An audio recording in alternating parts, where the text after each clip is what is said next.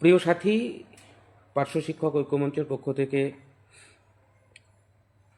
অভিনন্দন জানাতে পারছি না, সকলের শুভকামনা করছি। যে বিষয়গুলো খানিকটা না বললেই নয়, সেগুলো খুব সামান্য আকারে বলবো। আর পার্শ্ব শিক্ষক ঐক্যমঞ্চের পক্ষ থেকে সাধারণ পার্শ্ব শিক্ষকদের উন্নতির স্বার্থে আমরা কয়েকটা পদক্ষেপ নিয়েছি, সেগুলো আপনাদের সঙ্গে শেয়ার করব এবং আপনারা সেই কর্মসূচিগুলোতে অংশগ্রহণ করে সেগুলিকে সাফল্যমণ্ডিত করবেন। আমরা মোট 4 দফা কর্মসূচি গ্রহণ করেছি। তার মধ্যে 2 দফা আজকে আমি আপনাদেরকে বলবো, বাকি 2 দফা আরও 2 দিন পরে ঘোষণা করব। প্রথম দফা হচ্ছে, আমরা মাননীয় মুখ্যমন্ত্রীর কাছে ইতিমধ্যেই একটা আবেদন করেছি যে তিনি যেন তার যে পার্শ্ব শিক্ষকদের প্রতি তার যে বেতন বৃদ্ধি বা ভাতা বৃদ্ধির যে ভিক্ষার যে ঘোষণা, সেই ঘোষণা যাতে তিনি পুনর্বিবেচনা করেন, তার একটা বিনম্র আবেদন, সেটা পার্শ্ব শিক্ষক ঐক্যমঞ্চের পক্ষ থেকে ইতিমধ্যেই করা হয়েছে এবং সেটা পাঠিয়েও দিয়েছি আমরা, এবং আগামী সোমবার সেটা মাননীয়ার হাতে পৌঁছবে, সেই জায়গাও আমরা তৈরি করেছি। দ্বিতীয় যেটা করণীয়, সেটা আমাদের সকল পার্শ্ব শিক্ষককে একসাথে সেটা করতে হবে। সেটা আজ থেকেই আপনারা শুরু করবেন এবং আগামী সোমবার পর্যন্ত আপনারা এই কর্মসূচিতে অংশগ্রহণ করবেন। খুব সহজ একটা বিষয়, আপনারা সেটা বাড়িতে বসে করতে পারবেন। সেটা হচ্ছে, আমরা এই ভাতায় যে সন্তুষ্ট নই, এটা যে আমাদের কাছে একটা ভিক্ষার শামিল এবং এটা যে আমাদের কাছে একটা অপমান শিক্ষক হিসাবে, এটা যে আমরা নিতে পারিনি, এবং মাননীয় মুখ্যমন্ত্রী এক কথায় যেটা কেউ কখনো করতে পারিনি সেটা তিনি করে দেখালেন। সেটা হচ্ছে পার্শ্ব শিক্ষকদের গালে একটা সপাটে চড় তিনি মেরে দিলেন এই ঘোষণার মধ্যে দিয়ে। তো আমরা তারই প্রতিবাদে আমরা প্রত্যেকে ইন্ডিভিজুয়াল আমরা মুখ্যমন্ত্রীকে লিখব আমাদের যন্ত্রণার কথা, আমাদের দুঃখের কথা, ছোট করে এক পাতা করে, এবং আমরা যারা যারা মনে করছি যে এই ভাতা আমরা নেব না, আমরা এই ভাতা বয়কট করব এবং এটাই আমরা অসন্তুষ্ট, তারা সেই রকমভাবেই লিখবেন। লিখে সেটা আমরা একটা ইমেল আইডি দিয়ে দেবো, যেটা সরাসরি মুখ্যমন্ত্রীর দপ্তরে যায়। সেই ইমেল আইডিতে আপনারা এই কর্মসূচিটা নেবেন। আসতে বলুন। ঠিক আছে। তো আমরা সেই কর্মসূচিটা গ্রহণ করেছি যে আমরা মাননীয় মুখ্যমন্ত্রীর কাছে আমরা নিজেদের দুঃখ, নিজেদের যন্ত্রণার কথা আমরা যে যেমনভাবে পারবো সে সেরকমভাবেই আমরা লিখব এবং মাননীয় মুখ্যমন্ত্রীর ইমেল আইডি আমরা অতি সত্বর আপনাদের কাছে দিয়ে দেব। সেখানে আপনারা নিজেরা ইমেল করবেন। যারা এটাই সড়গড় নয়, যারা এটা পারবে না, তারা অন্যের সহযোগিতা নেবেন। সহযোগিতা নিয়ে আমরা আজ রাত থেকেই এই কর্মসূচিটা শুরু করব এবং সোমবার পর্যন্ত এই কর্মসূচিটা আমরা করব। সোমবারের দিন বা তারপরের দিন আমরা আর একটা নতুন কর্মসূচি আমরা ঘোষণা করব পার্শ্ব শিক্ষক ঐক্যমঞ্চের পক্ষ থেকে। আপাতত আপনারা এটুকু কাজ করবেন। আমরা উদ্যোগ নিচ্ছি যাতে এই সিদ্ধান্ত পুনর্বিবেচনা করানো যায়, সেই বিষয়টাতেই আমরা জোর দিচ্ছি এবং অত্যন্ত সুচতুরভাবে আমরা চলতে চাইছি এবং পদক্ষেপ নিতে চাইছি। এবার আমরা একটুখানি অন্য বিষয়গুলোই নিয়ে কথা বলবো আপনাদের সঙ্গে। কিছু বিষয় দীর্ঘদিন মনের মধ্যে এক প্রকার গেঁথে রেখেছি, যেটা প্রকাশ্যে কখনো বলিনি, সেই ধরনের কিছু কথা আমি আপনাদের সঙ্গে শেয়ার করব। এটা কারোর হয়তো খারাপ লাগতে পারে, কারোর ভালো লাগতে পারে। যদি আপনার ভালো লাগে আপনি শুনবেন, যদি ভালো না লাগে শুনবেন না। আর যদি না শোনেন তাহলে এরকমভাবেই থাপ্পড় খেতে হবে। 21-এ হয়নি, 26-এ হবে না, 31-এও হবে না। বিষয় হচ্ছে, গত 1.5 বছর ধরে আমরা যে বিষয়গুলো দেখছি, পার্শ্ব শিক্ষকদের বিভিন্ন সংগঠনগুলো, আপনার যদি কাদা ছোড়াছুড়ি মনে হয়, এরকম কাদা ছোড়াছুড়ি ভগীরথ ঘোষ এবার করবে। কারণ এতদিন চুপটি করে সমস্ত কিছু দেখে গেছে, শুনে গেছে, সমস্ত কিছু বুঝেও মুখে ওই যে সেলোটেপ লাগাতে বলেছিল, মুখে সেলোটেপ লাগিয়েছিলাম, লাভের লাভ কিছু হয়নি। তাই আজকে সেগুলো বলার সময় এসেছে, বলার দিন এসেছে, আর আমাকে এগুলো আজকে বলতে হবে। আপনার ইচ্ছে হলে শুনবেন, নলে শুনবেন না। লাগাতার 24 সালের নভেম্বর মাস থেকে আমরা একটা নতুন নেতার আবির্ভাব দেখতে পেলাম। ডাক্তারবাবু নামে পরিচিত, কেউ কেউ আদর করে মামাও বলেন, আমিও মামাই বলতাম। এক দুদিন ফোনে কথাও হয়েছে। তারপরে যখন বুঝলাম যে ব্যাটা পুরোপুরি ঢপবাজ, শুনতে খারাপ লাগতে পারে, ব্যক্তি আক্রমণ যদি হয় এটা আর একবার আমি করব, পুরোপুরি চিটিংবাজ, একজন চিটার লোক। যখন আমি সেটা আপনাদের সামনে তুলে ধরেছিলাম, আপনাদের গায়ে ছ্যাঁকা লেগেছিল অনেকের। যাদের ছ্যাঁকা লেগেছিল সেই টাইমে, আজকে তাদের কেমন লাগছে একটু যদি দিল খুলে আপনি শেয়ার করেন আমাদের সঙ্গে কমেন্ট বক্সের মধ্যে দিয়ে, আমি বুঝতে পারব। তার বিভিন্ন পদক্ষেপ, বিভিন্ন কথাবার্তা, বিভিন্ন ধরনের টোপ, এবং তার পরিণতি কি, একটা বিশেষ রাজনৈতিক দলের বিশেষ পদ পাওয়া, এবং তার একমাত্র লক্ষ্য এখন হচ্ছে বাবরি মসজিদ নির্মাণ করা। তাকে দিয়ে পার্শ্ব শিক্ষকদের উন্নতির কথা আমরা ভেবেছিলাম। আমি কখনো ভাবিনি এক মইদুলে আমাদের শিক্ষা হয়নি, আমরা আর এক মইদুল নিয়ে এসেছিলাম। এক মির্জাপুরে পার্শ্ব শিক্ষকরা সোজা হয়নি, আর একজনকে আমরা নিয়ে এসেছিলাম। আমার একটা পোস্ট খুব ভালো মনে পড়ে, গুজব জাস্ট এইটুকু লিখেছিলাম, সেখানকার কমেন্টগুলো এখনও আমার কাছে সংরক্ষিত আছে।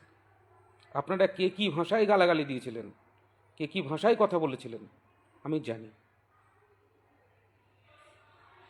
আর একটা হচ্ছে বঞ্চিত গ্রুপ, গায়ে মানে না আপনি মোড়ল টাইপের। আমি জানতে চাই গুহদা কেমন আছেন। লাস্ট 3 বছর ধরে আমাকে সবচাইতে বেশি যে আক্রমণ করেছে তার নাম হচ্ছে গুহদা, সঞ্জয় গুহ। 4 বছর আগে যখন মামলা করে তখন আমি জাস্ট একটা কমেন্ট করেছিলাম যে মামলা করে কিছু হবে না। প্রতি মুহূর্তে প্রতিনিয়ত তিনি আমাকে সব কিছুতে আক্রমণ করে গেছেন। চামড়াটাকে খানিকটা মোটা করতে পেরেছি আপনাদের আশীর্বাদে। তার তার কোনো প্রতিবাদ করিনি, তাকে কোনো কথা বলিনি। প্রতি মুহূর্তে উনি জানতে চেয়েছেন বিভিন্নভাবে ঐক্যমঞ্চের টাকার হিসাব। আমার ক্যাশিয়ার তো আপনাদের সঙ্গে নিয়েছেন, তার সঙ্গে একবার হিসাব চেয়েছেন? টাকার হিসাব তো মনোরঞ্জনদার কাছে যাওয়ার হিম্মত হয়েছে নাকি একটুখানি পাশে বসতে দিয়েছে, আপনি ভুলে গিয়েছিলেন? সৈকতের মৃত্যুর জন্য কে দায়ী বলতে পারবেন গুহদা? যদি দম থাকে বলবেন। আর একজন আছে বিরাট বড় নেতা, একসময় আমাদের সঙ্গে থাকতো, এই দলে গেল একবার, ওই দলে গেল একবার, ওই দলে গেল একবার, মইদুলের সঙ্গে গিয়ে সেই বিরাট ব্যাপার। তিনি আবার এখন বড় নেতা হয়েছে। একটা রাজ্য কমিটি করার ক্ষমতা নেই, নাকি রেজিস্টার্ড নেতা বলে বুক চওড়া করে, আর শুধু ক্যামেরার সামনে এসে দাঁড়িয়ে বড় বড় চওড়া চওড়া ভাষণ দেয় অ্যান্টি ভগীরথ ঘোষ, যেন তার বাড়া ভাতে ছাইটা দিয়েছে ভগীরথ ঘোষ। আমার গুরুদেব, নমস্তে, নমস্কার। অনেক নাটকবাজি করেছেন কেস নিয়ে, ইপিএফ কেস নিয়ে বহু টাকা তুলেছেন। আমার কাছে হিসাব অনুযায়ী 14.5 লক্ষ টাকা শুধুমাত্র ইপিএফ কেসে উঠেছে। সুপ্রিম কোর্টে দাঁড়িয়ে ছবিও তুললেন, পার্শ্ব শিক্ষকদের প্রলোভন দিলেন। সেই কেসটার খবর একটু বলতে পারবেন নাকি স্যার? আপনার যদি কোনো ল্যান্ডাব্যান্ডা থাকে তাদেরকে বলুন সেই টাকার হিসাবটা দিতে আর কেসের খবরটা দিতে। বহুত আক্রমণ করেছেন, জেলায় জেলায় গিয়ে ভগীরথ ঘোষের বিরুদ্ধে, ঐক্যমঞ্চের বিরুদ্ধে পিণ্ডিটা চটকে দিয়ে এসেছিলেন। সমস্ত কিছু নীরবে নিবৃত্তে শুনেছি আর চুপটি করে থেকেছি।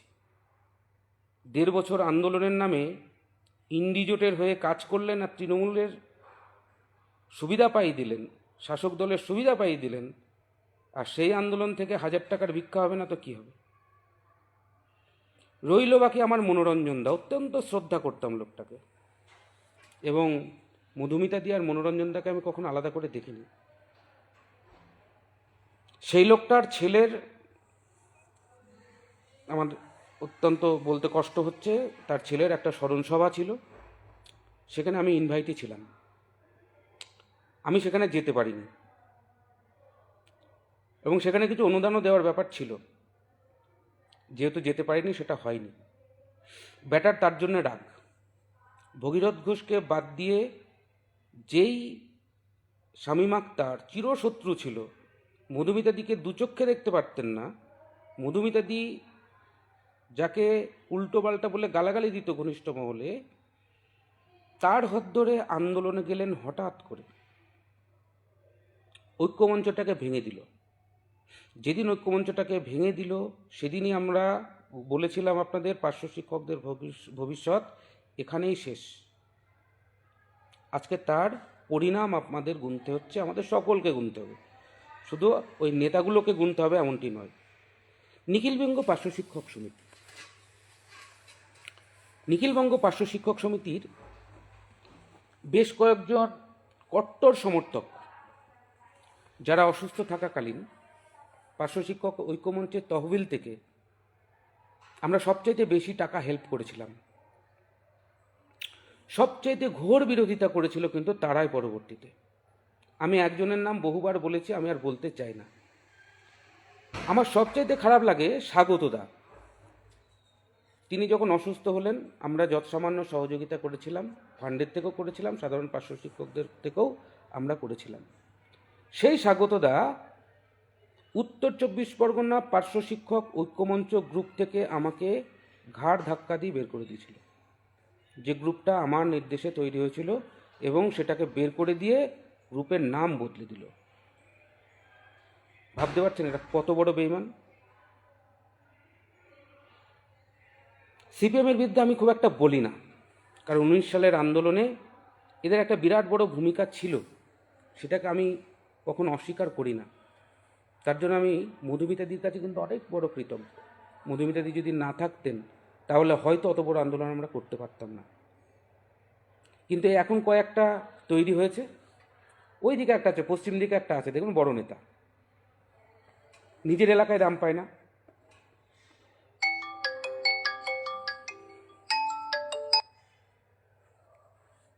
কেউ মানে না। সংগঠনে 16,000 নাকি মেম্বার, একটা জেলা কমিটি নেই, একটা ব্লক কমিটি নেই, নিখিলবঙ্গের কথা বলছি। তারা আবার নেতা হয়ে বসে আছে, তারা নাকি বাগ মারবে। কেমন বাগ মারবে? ওদের টার্গেট হচ্ছে ঐক্যমঞ্চটাকে শেষ করে দেওয়া, যার জন্য যা যা পদক্ষেপ নেওয়ার এরা কিন্তু নিয়েছে।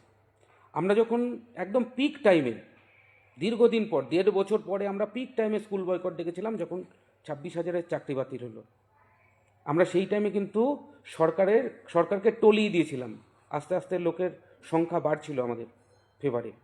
সেই টাইমে বিকাশ ভবনে একটা নাটক করে সেখান থেকে বলা হলো যে 7 দিনের মধ্যে বেতন বৃদ্ধি হচ্ছে। আপনি সাথে সাথে আমাদের স্কুল বয়কট কর্মসূচি আপনাদের অনেকের অমত থাকা সত্ত্বেও আমি তুলে নিয়েছিলাম। কারণ কি জানেন?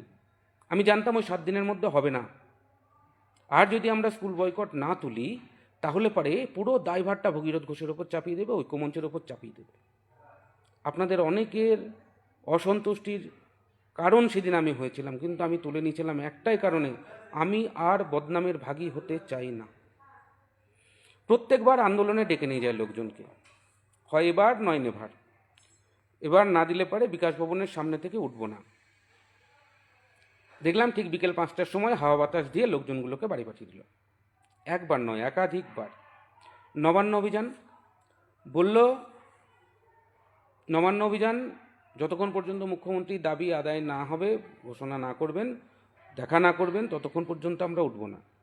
সেই একই চিত্র, বিকেল 5টা বেজে গেল, সিপিএমের নির্দেশ অনুযায়ী আন্দোলনটাকে প্রত্যাহার করে নিয়ে বাড়ি চলে আসা। বিকাশ ভবনের সামনে লাগাতার অবস্থান বিক্ষোভ, কাদের নিয়ে?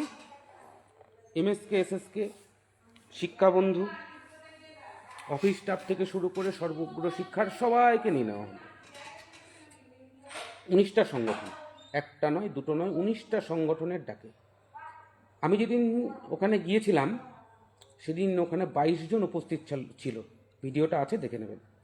19টা সংগঠনের ডাকে উপস্থিতির সংখ্যা 22 জন। আমরা যাওয়ার পর দিনই বিকাশ ভবন অভিযান ছিল। প্রচার করা হলো ভগীরথ ঘোষ আসবেন। আমি কিন্তু কোথাও বিরোধিতা করিনি, আমি কিন্তু কোথাও বিবৃতি দিইনি যে না আমি যাব না, আমাকে এরকমভাবে আমার নামকে ব্যবহার করা হচ্ছে, আমি কিন্তু বলিনি। আমি চেয়েছিলাম জমায়েতটা হোক, কিছু একটা হোক, পার্শ্ব শিক্ষক এতে হাত দিয়েই হোক। ভগীরথ ঘোষ থাকলে যদি সংসারটা চলে কারুর, চলুক না। পরের দিন বিরাট জমায়েত হলো, সেই জমায়েতটাকে নিয়ে গিয়ে সুরসুর করে প্যান্ডেলের ভিতরে ভরে দিয়ে পুরো জমায়েতটাকে শেষ করে দেওয়া হলো। সেদিন কিন্তু অনেক কিছু করা যেত, যা জমায়েত ছিল সেদিন আমরা বিকাশ ভবনের সামনে একটা চরম বিক্ষোভ দেখাতে পারতাম, কিন্তু নেতারা কেস খাওয়ার ভয়ে আর মার খাওয়ার ভয়ে পার্শ্ব শিক্ষকদেরকে মুখ বন্ধ করে ওখান দিয়ে নিয়ে গিয়ে বসিয়ে দেওয়া হয়। 10-12 দিন বা 7 দিন বোধহয় প্রোগ্রামটা করেছিল। একটা পেপারে গণশক্তি পেপারে একদিন একটুখানি লিখেছিল, আর হচ্ছে বিকাশ ভবন অভিযানের দিন 1-2টো নিউজ চ্যানেল বোধহয় একটু আধটু দেখিয়েছিল বলে আমি দেখেছি, আমার চোখ অন্তত তাই পড়েছে, আপনারা হয়তো বেশি কিছু দেখতে পারেন। এতগুলো দিন আন্দোলন করলো, মিডিয়া ফোকাস পেল না, সাধারণ মানুষের জনসমর্থন আমরা পেলাম না, সাধারণ মানুষকে আমরা কাছে টানতে পারলাম না। 19 সাল থেকে 21 সালে বুকের রক্ত দিয়ে তৈরি করা বেতন কাঠামো যে দাবি, সেই দাবি থেকে পার্শ্ব শিক্ষকদেরকে হটিয়ে দেওয়া হলো, আমাকে পর্যন্ত সেই দাবি থেকে হটে আসতে হলো এদের চাপে পড়ে। কারণ যখন ফাইলের গল্প হচ্ছে, ফাইল নম্বর দিয়ে দিচ্ছে, অমুক তারিখে হবে, আজকে বিকেল 5টায়, একজন নেতা তো একদম টাইম বেঁধে দিচ্ছে, আজকে 6টায় চোখ রাখুন টিভিতে। কি করবেন তখন? সত্যি কথা বলতে আমার তখন সাহস হয়নি এদের বিরোধিতা করা, এবং আপনারা টোপে পা দিচ্ছেন এটা বলার হিম্মত আমার হয়নি। কারণ আমরা প্রত্যেকেই শিক্ষক, শিক্ষিত মানুষ, আমাদের প্রত্যেকের বোধ শক্তি আছে, তাই আপনাদেরকে বুদ্ধি দিতে হবে আমাকে। এই ঔদ্ধত্য আমার কখনো ছিল না, আজও নেই, আশা করি ভবিষ্যতেও থাকবে না। এভাবে একটার পর একটা বিষয়ে, একটার পর একটা ভাবে এই 1.5টা বছর ধরে পার্শ্ব শিক্ষকদের আন্দোলনটাকে তলানি ঠেকিয়ে দেওয়া হলো। যখন দেখলো যে নেতারা তারা হালে পানি পাচ্ছে না, প্যারা টিচারদের পাচ্ছে না, 4-5টা সংগঠন একত্রিত হয়েও পাচ্ছে না, তখন এমএসকেএসএসকে কোথায়, তারা আমাদের দপ্তরেরই নয়। টিল নাও এমএসকেএসএসকে আমাদের দপ্তরের নয়, সর্বশিক্ষার স্টাফ তারা আমাদের দপ্তরের, তাদের সঙ্গে আমাদের স্যালারির এখনো পর্যন্ত এই বাজেটের আগে পর্যন্ত কোনো এক মেমো নাম্বারে আমাদের স্যালারি ঘোষণা হয়নি। আমরা তাদেরকে সঙ্গে নিলাম, পার্শ্ব শিক্ষক স্বার্থে নয়, এমএসকেএসএসকেদের স্বার্থে নয়, অফিস স্টাফেদের স্বার্থে নয়, শুধুমাত্র নেতারা দেখছে তাদের ডাকে জমায়েত হচ্ছে না, জমায়েতটাকে বৃদ্ধি করার জন্য, মুখ রক্ষা করার জন্য তারা এই কাজটা করল। লাস্ট পদক্ষেপটা কি নিল দেখুন। 5ই সেপ্টেম্বর যেদিন মুখ্যমন্ত্রী, মাননীয় একবার বলতে হয়, তাই মাননীয় মুখ্যমন্ত্রী যখন বিধানসভায় আছেন এবং তার অর্থমন্ত্রী বাজেট পেশ করবে, সেই দিন কর্মসূচি হচ্ছে। কাকে নিয়ে আসা হলো? নওশাদ সিদ্দিকী। ভালো, খুব ভালো ছেলে, আর ভালো ছেলে বলেই এসছেন, অন্য কেউ হলে যা জমায়েত হয়েছে আসতো না। কখনো বলে 87,000 কর্মচারী, কখনো বলে 90,000 কর্মচারী, কখনো বেটা বলে 91,000 কর্মচারী, নিজেরাই জানে না কত কর্মচারীর সংখ্যা। জমায়েত হয়েছে 200 থেকে 300। কোনো নেতা আসবে? নওশাদ সিদ্দিকী অত্যন্ত ভালো ছেলে, তাই তিনি সেদিন এসেছিলেন, অন্য কেউ হলে আসতেন না। এসে যেটা হলো, আমার কাছে যেটা খবর ছিল সেটা হচ্ছে পার্শ্ব শিক্ষকদের 3,000 টাকা মায়না বাড়ছে। যারা একটু আমার সঙ্গে যোগাযোগ রাখে তাদের জিজ্ঞেস করবেন, আমি তাদেরকে কানে কানে বলেছিলাম, প্রকাশ্যে বলার সাহস হয়নি। কারণ যেভাবে 40,000-এর গল্প শুনেছি মনোদার কাছ থেকে, আমার শামীমদার কাছ থেকে, অন্যান্য বিরাট বিরাট সাইজের নেতা যাদের পৈতে আছে, যারা নিজেদের রেজিস্টার নেতা বলে মনে করেন, তাদের কাছ থেকে যেভাবে 39,000, 35,000, 30,000-এর গল্প শুনেছি, আমার সাহস হয়নি দাদা 3,000 বেতন বৃদ্ধি হবে এটা আপনাদের সামনে প্রকাশ্যে বলতে। এবং সেটা শুধুমাত্র প্যারা টিচারদেরই হতো 3,000 টাকা বেতন বৃদ্ধি। শেষ মুহূর্তে মুখ্যমন্ত্রী নিজে হাতে দিল্লি থেকে ফিরে এসে সেটাকে কেটে সবাইকে 1,000 টাকা করে দিয়ে দাও, মানে আমাদের থেকে কেটে এমএসকেএসএসকে সহ অন্যদেরকেও ভাগ করে দেওয়া হলো। যে আশঙ্কাটা আমরা প্রথম দিকে করতাম যে সবাই এক জায়গায় হলে আমাদের ভাগ থেকে আমরা বঞ্চিত হব, সেটাই কিন্তু সেই আশঙ্কাটাই আজকে সত্যি হলো। যদি আপনাদের বিশ্বাস না হয়, আমি আবারও বলছি, আমার সঙ্গে যারা ফোনে কথা বলেছেন বাজেটের আগে আগে, আমি তাদের প্রত্যেককে বলেছি 3,000 টাকা থেকে 2,000 টাকা বেতন দিতে হবে। কারণ এটা টেনে বলতে হয়, কারণ এদের তো মোটে বিশ্বাস করা যায় না, এই সরকারকে মোটে বিশ্বাস করা যায় না, যার জন্য ওরকম টান দিয়েই বলেছিলাম। তো সেই 3,000 কেটে আমাদের ভাগ্যে একটা আঁধুলি পড়লো এবং সেটা সবার মধ্যে ভাগ হয়ে গেল। আজকে এই নেতারা জবাবটা দিতে পারবে কেন এটা হলো? কেন ফাইল নাম্বার দিয়ে, যখন আমরা বারবার দেখতে পাচ্ছি কোনো ফাইল নেই, ফাইলের কোনো অবস্থান নেই, সারা বছর যেমন ফাইল থাকে, সারা জীবন ধরে যেমনভাবে ফাইল থেকে এসেছে 500 শিক্ষকদের লাইফটাকে শেষ করার জন্য, ঠিক একই রকম ফাইলটা আছে, শুধুমাত্র ফাইলের ভাঁওতা আর একটা টোপ দিয়ে রাখা হয়েছিল। ঠিক যেমনভাবে পলকের মধ্যে জিও ঘোষণা হয়ে যাবে, ফুল মিষ্টি বাতাসা ইত্যাদি ইত্যাদি একটা নাটক করা হলো, পুরো বিষয়টা দুটো পক্ষ পাল্লা দিয়ে 500 শিক্ষকদের চোখে ঠুলি পরিয়ে এতগুলো মাস, এতগুলো বছর চুপ করিয়ে রাখলো, কোনো রকম বৃহত্তর আন্দোলন করতে দিল না, কাউকে করতে দিল না, নিজেরাও করতে পারলো না। করতে পারবে কি করে? কোনো প্রচার নেই। একটা আন্দোলন করা অত সোজা নয়। আপনারা হয়তো ভাবতে পারেন যে ডাকলাম আর লোক চলে আসলো, একটা আন্দোলন তৈরি হয়ে গেল। 19 সালের আন্দোলনটা এমনি এমনি হয়নি। উত্তরবঙ্গ থেকে দক্ষিণবঙ্গ সবাইকে ছুটে বেড়াতে হয়েছে, একবার নয় একাধিকবার। আমি তো জলপাইগুড়িতে গিয়ে কয়েকটা ব্লকে ঘুরেছিলাম আমাদের কমলদার সাথে, এবং অনেক জেলাতেই আমি ব্লকে ব্লকে ঘুরেছিলাম, যার জন্যই কিন্তু জমায়েতটা হয়েছিল। কিন্তু এই নেতারা চায়নি জমায়েত হোক, শুধুমাত্র 500 শিক্ষকদের চোখে ঠুলি পরিয়ে তাদেরকে বসিয়ে রেখে যাতে ভোট বৈতরণে তৃণমূল বেরিয়ে যায়। একদম পরিষ্কার রাজনীতি হয়েছে এটা, এবং ইন্ডি জোটের পক্ষে রাজনীতিটা হয়েছে। ইন্ডি জোটে কারা কারা আছে সেটা আপনারা জানেন। এ রাজ্যের সিপিএম চায় না এই সরকার বদল হোক, এ রাজ্যের তৃণমূল চায় না এ রাজ্য সরকার বদল হোক, অন্য যে রাজনৈতিক দলগুলো হয়েছে তারাও চায় না তৃণমূলের সরকারের বদল হোক। অতএব 500 শিক্ষকরা যদি আন্দোলনে যায়, সাধারণ মানুষের মধ্যে এফেক্ট পড়বে, তারা এলাকায় গিয়ে এফেক্ট ফেলবে, এই সরকার বদলে যেতে পারে, সরকার ভোট কম পেতে পারে।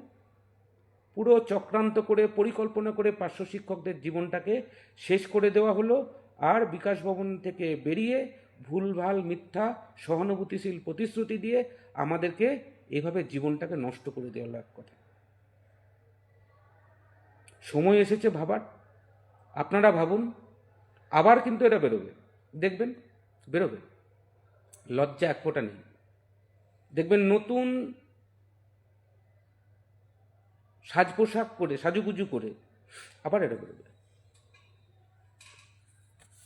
অরাজনৈতিক সংগঠন তকমা দেবে, নতুন করে নেতা ছাড়া নামু এই বলে আপনাদেরকে ভাওতা দেবে, আমাদেরকে ভাওতা দেবে, এরকমভাবে আবার মাঠে নামবে। আপনারা যদি আবার এদের টোপে পা দেন, আবার বোকা ধরা পড়তে হবে, কিছু করার নেই। 500 শিক্ষক ঐক্যমঞ্চ যখন যে কটা পদক্ষেপ নিয়েছে আপনারা একটু ভেবে দেখবেন, একদম সেই 17 সাল থেকে আমাদের একটা সিদ্ধান্ত ভুল ছিল না, একটা পদক্ষেপও ভুল ছিল না। চলতে গেলে ভুল হয়, সেই ভুলের পরিমাণটা খুব সামান্য ভুলের পরিমাণ। হ্যাঁ, আমরা সেই সাকসেসের জায়গায় নিয়ে যেতে পারিনি, সেটা অবশ্যই আমাদের ব্যর্থতা। আর আমাদের ব্যর্থতার থেকে সরকারের সহানুভূতিশীল মনোভাবের অভাব, 500 শিক্ষক বিরোধী মনোভাবের অভাব, এবং 500 শিক্ষকদের তারা সিপিএম ভাবে, আর সিপিএম ভাবে আমাদের তৃণমূল। আমাদের সমস্যা হয়ে গেছে এই জায়গায়। এটা একদম মুখ্যমন্ত্রীর ভিতরের কথা আমি আপনাদেরকে বললাম। বসে আছি মানে তো একেবারে চুপ করে আছি তা তো নয়, কারণ আমিও তো এই পেশাটার উপরেই নির্ভরশীল, ফলে একটু তো চোখ কান খোলা রাখতেই হয়। সব সময় হয়তো আপনাদের সামনে বলতে পারি না, কারণ ওই যে আপনারা যেদিকে লালিপপ দেখাবে আপনারা সেদিকেই ছুটে যাবেন।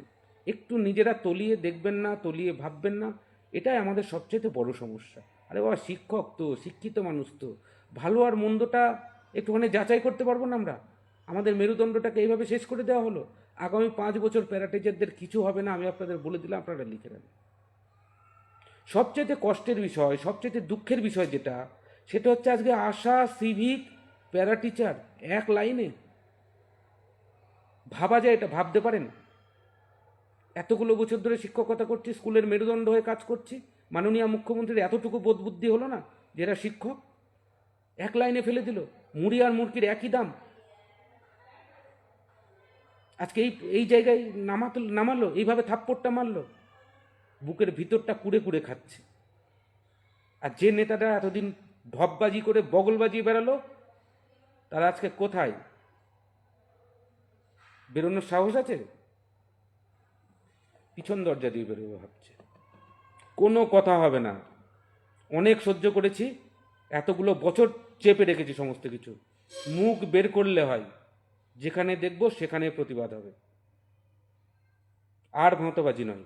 বহুত ভাঁতবাজি করেছেন, বহুত শেষ করে দিয়েছেন। কত মানুষ না খেতে পেয়ে মরবে জানেন? কত পার্শ্ব শিক্ষক বিনা চিকিৎসায় মরবে জানেন? কত পার্শ্ব শিক্ষক শিক্ষিকার সন্তানের আহার নষ্ট করলেন আপনারা জানেন? अटेंडेंस इधर ऊपर नहीं अभी क्लोज कर रहा हूँ। हाँ 2 মিনিট। ভাবলে প্রায় অবাক লাগে, কষ্ট হয়, বুকের ভেতরটা যন্ত্রণা হয়। কাল সারা রাত ঘুমাতে পারিনি। কি করব, কি পদক্ষেপ নেব? যাই হোক, আমাকে আর এখানে বসতে দিচ্ছেন, আমি একটু আউট অফ স্টেশন আছি, একটা বিশেষ কাজে আমি একটু বাইরে এসেছি। বাড়িতে থাকলে হয়তো এতক্ষণ কোনো না কোনো একটা বড় পদক্ষেপের কথাই ভাবতাম, তো সেটা আমি পারছি না এই মুহূর্তে। তবে আমি আপনাদেরকে বলছি, আপনারা ইমেলের মাধ্যমে মুখ্যমন্ত্রীর কাছে আজ থেকে জানান, সোমবার পর্যন্ত আপনারা এটা জানাবেন, এবং সোমবারের দিন মুখ্যমন্ত্রীর হাতে আপনাদের কাগজগুলো না হলেও কয়েকটা কাগজ অন্তত যাতে পৌঁছায় সে ব্যবস্থা আমরা করে দেব। আপনারা আপনাদের মতো করে আপনাদের ভাষায় লিখবেন, এবং আপনারা এটা ঠিক কতটা অসন্তুষ্ট হয়েছেন, আমরা কতটা অসন্তুষ্ট হয়েছি, সেটা আমরা আমাদের নিজের মতো করে লিখবেন। এবং আমি ইমেল আইডি আজকেই রাতেই দিয়ে দেবো আপনাদেরকে, সেখানে আপনারা ইমেল করে জানাবেন। আরও দুটো পদক্ষেপ নিয়েছি, আপনাদের বলে রাখি, এ মাসের মধ্যেই সম্ভব হলে আমরা রাজপথে নামছি। এ মাসে না হলেও ভোট ঘোষণার আগে আমরা রাজপথে নামছি। আর ভোট ঘোষণা বোধহয় একটু পিছিয়ে যাবে, কারণ এসআইয়ের কাজ সম্পূর্ণ না হলে ভোট ঘোষণা হচ্ছে না, ফলে আমরা হাতে অনেকটা সময় পাবো এবং আমরা অনেকগুলো পদক্ষেপ নেব। যাক, সকলে ভালো থাকবেন, সুস্থ থাকবেন, কর্মসূচিগুলোকে সফল করুন। আর এদেরকে যেখানে দেখবেন সেখানে আপনারা প্রতিবাদ করবেন। ভগীরথ ঘোষ আপনাদের সঙ্গে আছে। আর স্কুল যে জিও অনুযায়ী কাজ, সেটা আবার একটু নজর দিন। এই ভাঁওতাবাজির মধ্যে আপনারাও সে বিষয়ে এগোতে পারেননি। আমরা অনেকেই আশাবাদী ছিলাম, সত্যি কথা বলতে আমি ব্যক্তিগতভাবে আশাবাদী ছিলাম না, কিন্তু একটু ভেবেছিলাম যে যদি কিছু হয়, আমি বাইরে থেকে যদি কিছু হয়, হোক না, প্যারা টিচারদের হোক, সবার হোক, আমিও পাবো। ক্রেডিট চাই না দাদা, সত্যি সত্যি নেতা হতেও চাই না। নেতা হলে পরে কবে রেজিস্ট্রেশন করে নিতাম, অনেক কিছু হয়ে যেত, অনেক কিছু করতে পারতাম, সত্যি সত্যি পারতাম। সেসব কথা না বলাই ভালো, না শোনাই ভালো। আপনারা অংশগ্রহণ করুন। আমি জানি আপনাদের অনেক যন্ত্রণা, অনেক ব্যথা, অনেক কষ্ট, ঠিক আমার যতটা আপনাদেরও ততটা। বুঝতে পারছি সবটাই। সান্ত্বনা দেওয়ার মতো ভাষা নেই, আর সান্ত্বনা দিয়েও হবে না, কারণ ব্যথাটা যখন পেটে তখন আর সান্ত্বনা বা কোনো ভাষায় কাজ হয় না। আমরা চেষ্টা করছি মুখ্যমন্ত্রীর যাতে এই সিদ্ধান্ত যাতে পরিবর্তন করেন, তার বিষয়ে যা যা ব্যবস্থা নেওয়ার আমরা চেষ্টা করছি, এবং খুব শীঘ্রই পার্শ্ব শিক্ষক ঐক্যমঞ্চ রাজপথে নামবে। এটুকুই বলার। সকলে ভালো থাকবেন, সুস্থ থাকবেন, সকলকে অনেক অনেক অনেক ধন্যবাদ।